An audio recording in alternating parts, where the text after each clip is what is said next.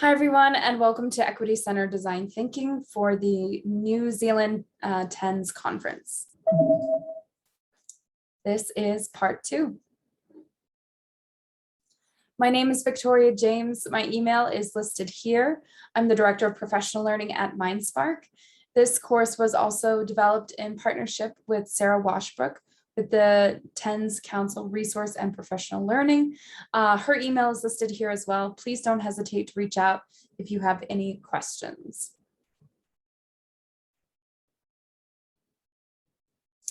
Mindspark is a nonprofit driven by the belief that the most impactful path to evolving education is through educators.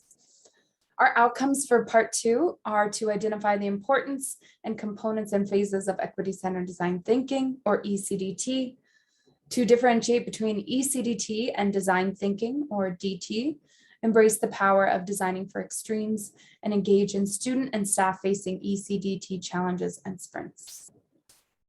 We have a graphic organizer for you as well for this session. Please go ahead and type this bit.ly link into your computer search bar, and you will be asked to go ahead and make a copy of the graphic organizer. Click that blue button, make a copy. And you will see that many of our resources, slides, and instructions are featured on that graphic organizer.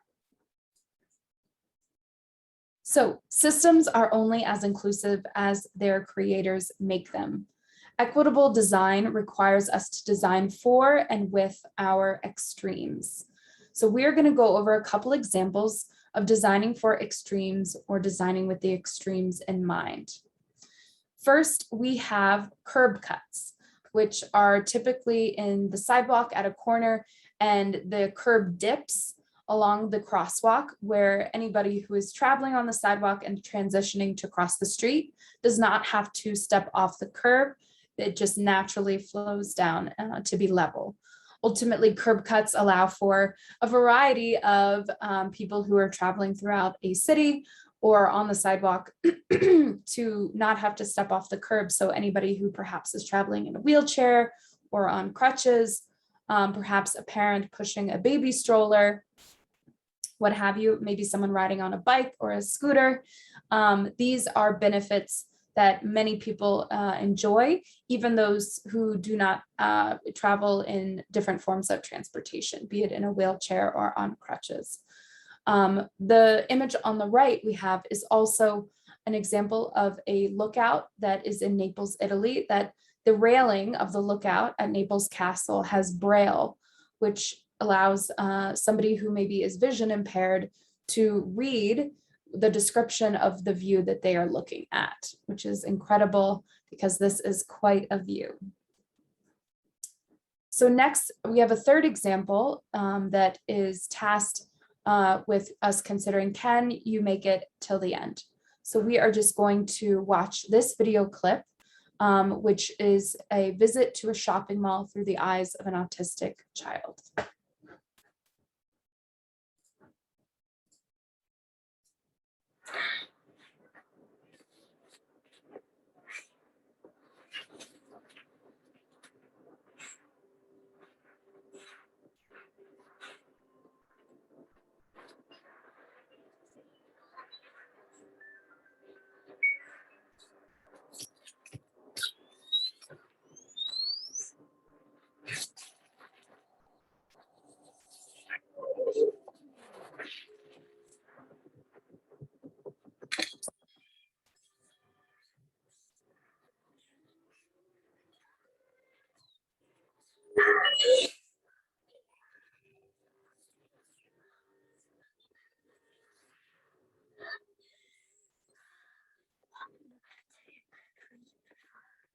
Six, 7, 8, 9.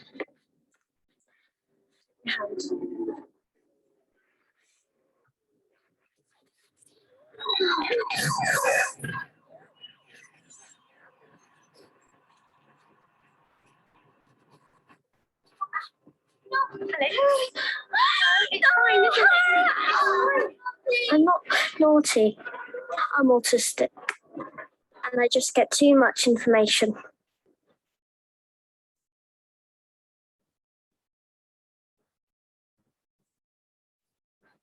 All right. So this video clip shows a really powerful illustration of what others' experiences can be like moving throughout the world. So when we design for extremes, we need to design with everyone in mind, especially those who perhaps are a part of unique or marginalized groups in our society. Because again, we know that when we design with the extremes in mind, the benefits radiate outward and positively impact all of us.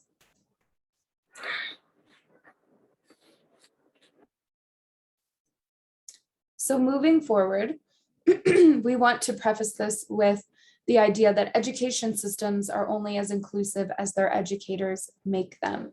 So equitable design, again, requires us to design for and with our extremes. So when designing for the extremes, we have a couple questions that we would like you to consider and answer.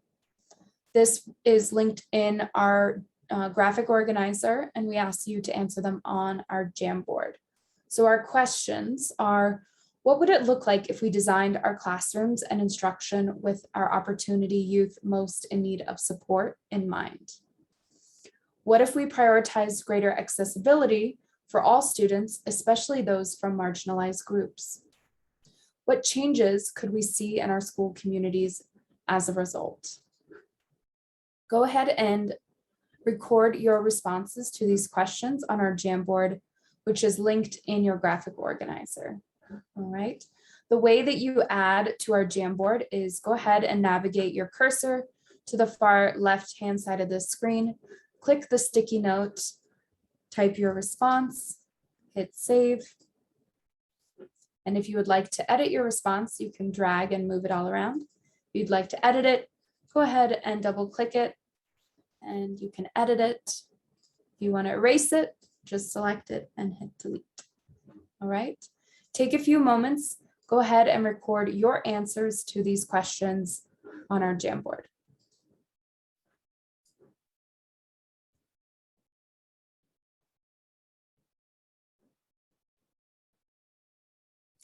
Now that you've had the chance to record your answers, I want to share that while design thinking practitioners refer to it as extremes, when I think of my students, I think of them through an asset-based lens.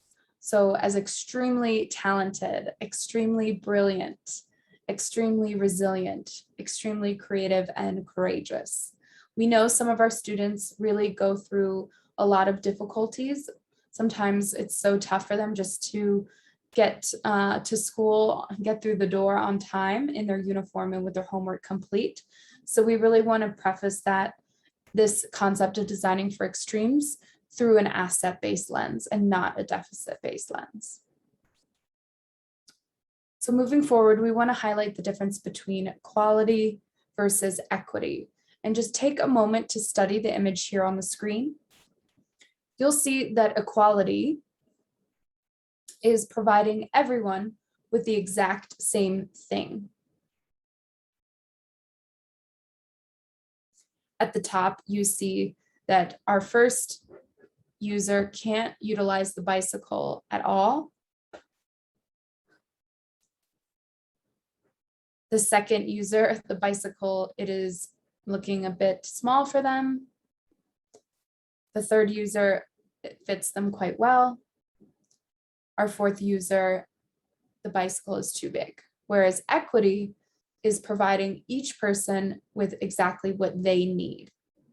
So as you can see here, equity would be designing each user and providing them with their own bicycle that best suits them and their needs. So how do you know you belong somewhere? We are going to record our responses to this question, also on our Jamboard on page 2. So how do you know you belong somewhere? Go ahead and type your response onto our Jamboard via the sticky note function. You hit save. You can move your responses around. If you need to edit it, double click again and edit. All right. So take a moment to record your response to this question on page 2 of our Jamboard How do you know when you belong somewhere?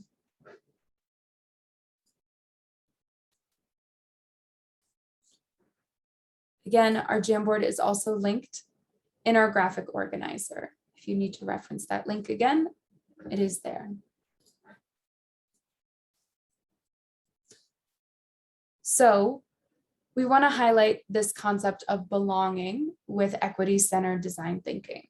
We think this is summarized by a great quote from Arthur Chan, which states, "Diversity is a fact. Equity is a choice. Inclusion is an action. Belonging is an outcome."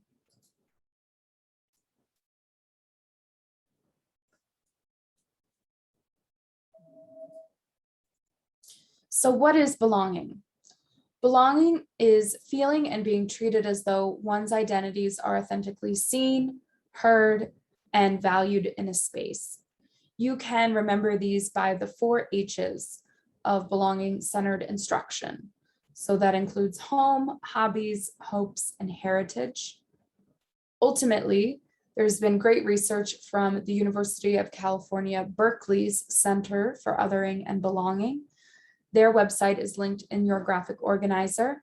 I would highly encourage you to take a look at their website. There are a lot of great resources as well as corresponding research around belonging as it relates to othering and how that shows up in our society. So with that, the opposite of othering is not saming, but belonging. So we ask a very simple question at Mindspark to illustrate the difference between inclusion and belonging, and that is, which party would you rather attend? Would you rather be included in the party, or would you rather belong at the party? And your answer gives you a lot of insight into the differences between inclusion and belonging. So with that, we want to highlight ways in which you as an educator can begin to cultivate belonging in your classroom. And a great way to create a culture of belonging is to first engage in self-reflection, because knowing yourself and knowing your experiences and how you show up in the world will help inform how you support others to do the same, right? We've got to know ourselves before we can get to know others. We are going to watch a quick video clip around an activity called the Identity Iceberg. Let's take a look. Today on Verbal to Visual, I'd like to share with you a visual metaphor that you might find useful, one to add to your bank of possible diagrams to use in the future. That visual metaphor is the iceberg, which, when drawn from the side like this, makes clear that what's seen from the outside is just a small percentage of everything else that's going on underneath. What makes this metaphor so useful and widely applicable is the fact that no matter what you look at, there is so much more going on behind the scenes compared to what you see from the outside. And diving down into the depths of what's going on underneath is worthwhile. That's where the interesting things live, the things that contribute to whatever is seen on the surface. For example, consider any individual action that someone takes. Underlying that action is a whole lot of personal history, from things that happened previously that day, earlier in the week, earlier in the year, and even things that were formed from childhood experiences. You can't deeply understand an individual action without exploring at least some of those things that live below the surface.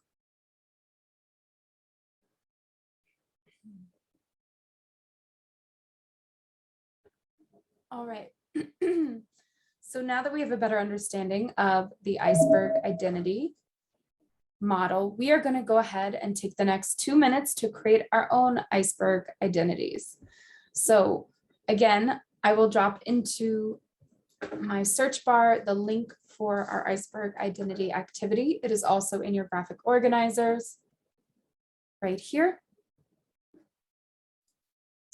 And I've created an example on page 1 of what I would include in my iceberg. So on the surface, you can see I'm an educator, I'm American, I am a millennial, but below the surface, I've also included information, the fact that I was raised by a single mom and struggled to learn to read until I was 8 years old. So go ahead, find your own Iceberg identity page. There are several to choose from. If you see that somebody has already started on one page, go ahead and find another. We're going to spend 2 minutes creating our own Iceberg identities. Okay.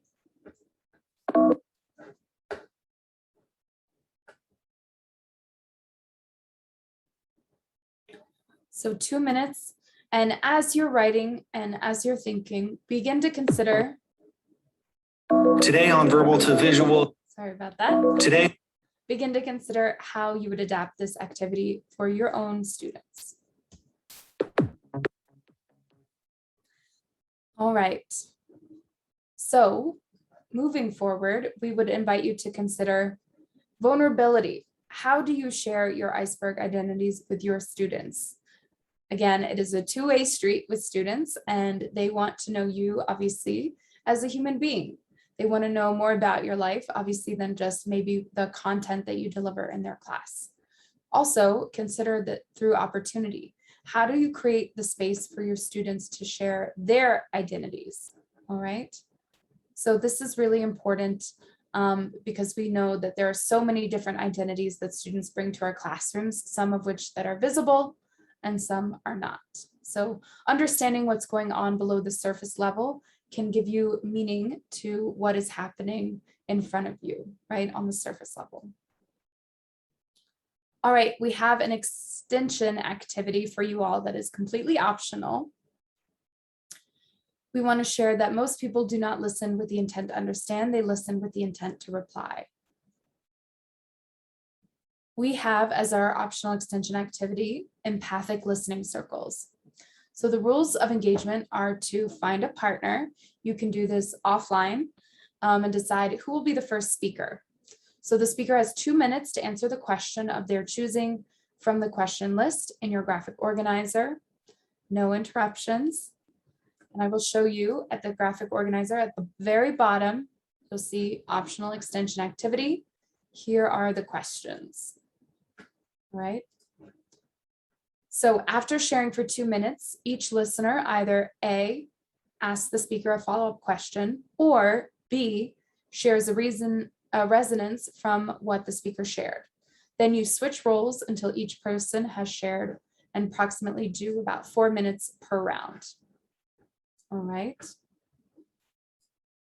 Again, you can use these empathic listening circles with your students or with colleagues. We love them at Mindspark because they are truly informative and allow you to connect. After you've engaged in your empathic listening circle, we've included a couple debrief questions. These are also in your graphic organizer here. So, how did it feel to be fully listened to? What was difficult about this activity? What was easy about the activity? Take time to reflect and debrief on those empathic listening circles with your conversation partner.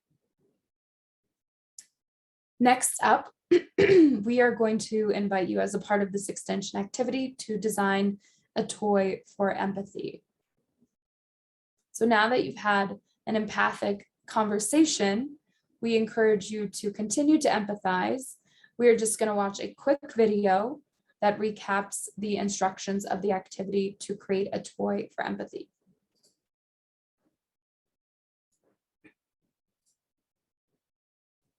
Hi everyone. Today's activity will be to design the most amazing game. But not just any game. This will be a very special game, and it's called the empathy game. But before you can make it, you have to know what empathy is. So empathy is when you can understand the feelings and needs of someone other than yourself. Now, that someone can be a person very close to you, like a little sister, or a parent, or a friend, or even an animal, like your pet. But you can also have empathy for someone or a group of people that you've never even met before, like children in a hospital, or someone that's from a different part of the world, or someone that has a different religion or looks different than you. So to design and build an empathy game, there's really only one rule. You have to design the game for someone other than yourself. So, for example, if you want to design a game for your cat, you're probably not going to want to add water to your game. Or if you want to design a game for someone with a broken leg, well, maybe it's best to avoid a game that involves running. So now it's time to design and build your own game. Start by using an idea board that looks like this. Write the name or description of that someone you are designing the game for. I am a pediatrician and I see lots of kids that have a variety of health and growth issues. Some of my patients have challenges using their hands to do things like holding a pencil and writing. So I am choosing to design a game that will help these kids practice the skills that they need to improve this challenge. I want to create a game that is both fun and interactive so two kids can play together. My game is called Pet-a-Pal. The first player has to make this cute little toy pop out of a hole in the ground, while the second player needs to quickly pet the pal before it disappears into the ground again. For my game, I use 3Duck's Design cardboard shapes, connectors, and some assorted little toys that I found in a drawer. For your game, you can use anything that you already have in your home, like craft materials or recycled stuff. Now that I have my design worked out on paper, it's time to get started building it.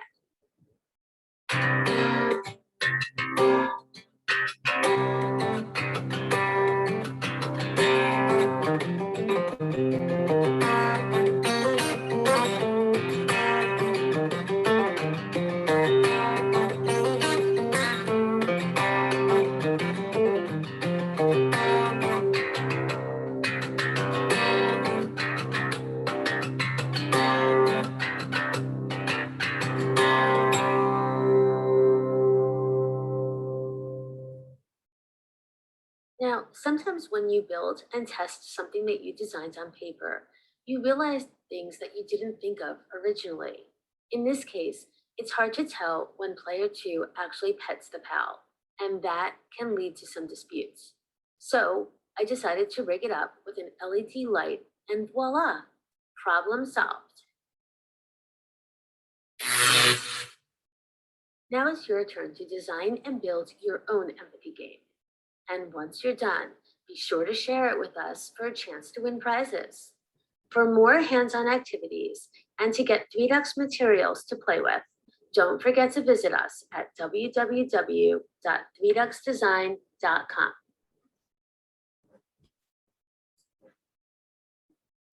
All right. So moving forward, we are just going to ask that you complete your designs via our empathy game design template. So you can find that template here in the graphic organizer. Go ahead and click on it, make your copy.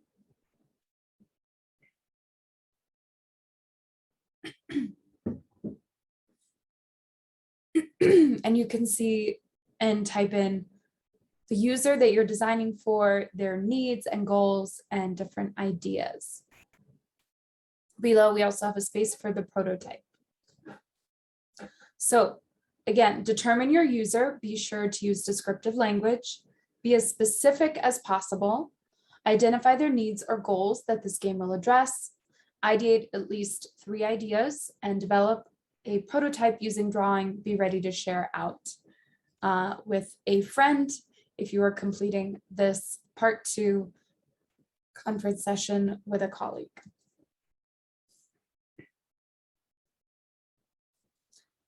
After you've engaged in your empathy game design prototype, make sure you share it out. So walk someone through your design process and ask that person to respond to you and provide feedback using the prompts I like, I wish, and I wonder. Next, we have a debrief for the empathy game design. So what are your takeaways after completing this activity? What lessons can be learned? And how can equitable empathetic design help cultivate a culture of belonging in your classroom or your school setting? And as we move towards our closing, here's our connection circle question for consideration. How will you use equity-centered design thinking? All right, consider your answer to that question. Again, my name is Victoria James. I'm the Director of Professional Learning at Mindspark. My email is listed here. If you have any questions, please do not hesitate to reach out to myself or Sarah. Again, we have an entire free series of equity-centered design thinking courses in partnership with TENZ. That is linked in your graphic organizer, and the website itself features all of the different phases in a series, and I would definitely encourage you to check it out and register. They are on demand and self-paced, so really up to you. You can take them as quickly or take as much time as you like completing them. Thank you all so much for your engagement and your participation in part 2 of our conference presentation today. We really appreciate it.